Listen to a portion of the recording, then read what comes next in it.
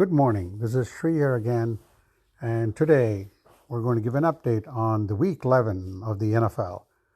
So the Week 11 already, one game was already in the books with the Ravens coming up with a huge win over the Bengals. The Ravens are right now AFC leading 8-3, and the Bengals are at 5-5. But the big news for the Bengals is the fact that Joe Burrow is out for the season.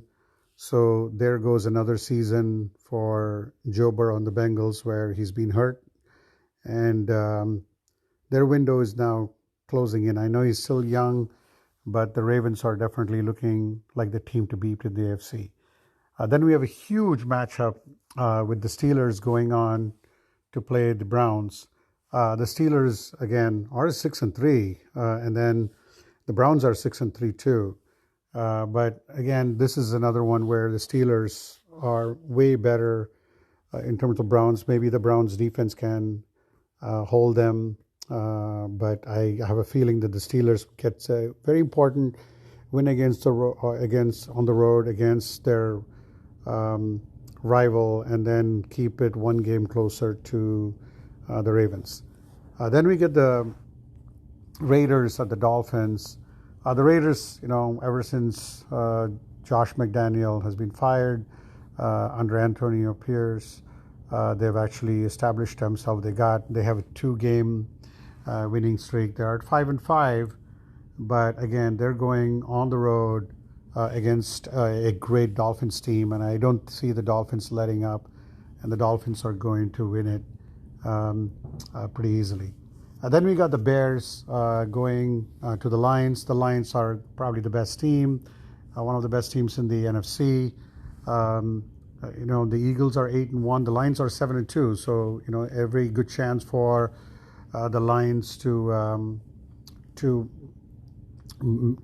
get the win and tie the Eagles. And the Eagles do have a tough game. We'll get to it later. And then we got the Titans going on the road to the Jaguars. The Jaguars coming off a very, very disappointing loss in the last game. So the Jaguars have every intention to win. They have to keep closer to the Ravens and the Chiefs and the Dolphins. So this is a game that the Titans are already, they're 3-6, and this could be a get set right game for the Jaguars, and they should win this game. Then we got the Chargers going on to the Packers. Again, not much interest here, except that the Chargers need to get back to 500 in a crowded AFC, and I don't think the Packers are going to be competing there, so I have a feeling that the Packers are going to lose this one to the Chargers. Then you got the Cardinals going on to the Texans. Now, the Texans are the story. The C.J. Stroud is a story right now. Cardinals fighting hard. Kyler Murray is back, but I do feel that the Texans can win this and then go to 6-4, and then that could be that they're only if the Jags win, they're only one game behind the Jaguars. So then we have the Panthers hosting the Cowboys. The Cowboys are clearly the better team. The Panthers are playing hard, but I do feel that the Cowboys will get this victory over the Panthers. The Cowboys will have to stay very close to the Eagles, so this is the one they should win. Then you got the Giants going to the Commanders. Not much to say in this game, except I think the Giants are only looking for a draft pick, backup QB going to the Commanders. Sam Howell has been playing well. The Commanders are 4-6. I mean, the Giants are 2-8, so nothing to say about this. The Commanders should win this game easily. Then you got the Buccaneers going on to the 49ers. The 49ers are back. They had a losing streak, but with Deebo Samuel coming back and CMC available, Brock Purdy does have a lot of weapons once these guys are back from injury. And I do think that 49ers playing at home should be a victory for them against the Buccaneers. Then you got the Jets going to the Bills. And this is a very interesting game. I mean, the Bills, losing to the Broncos last week didn't really help their case.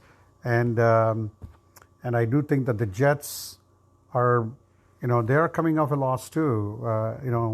So they need a win more than the Bills. But I do feel that the Bills should win this game. I mean, the Jets. Every time you count the Bills out, they'll come back. So I do think that the Jets will lose to the Bills this time. Then you got the Seahawks going to the Rams. Not much to say about this game except the Seahawks are they have to keep it close with the 49ers. The 49ers are 6-3. Seahawks are 6-3. So they need to keep in close contact with the 49ers. So I do feel that the Seahawks should win this game. Then you got the Vikings going on the way to the Broncos. The Broncos, have come back. Sean Payton and Russell Wilson. Russell Wilson has not been making many mistakes. They had a great victory over the Bills last week, Monday night as well on the road.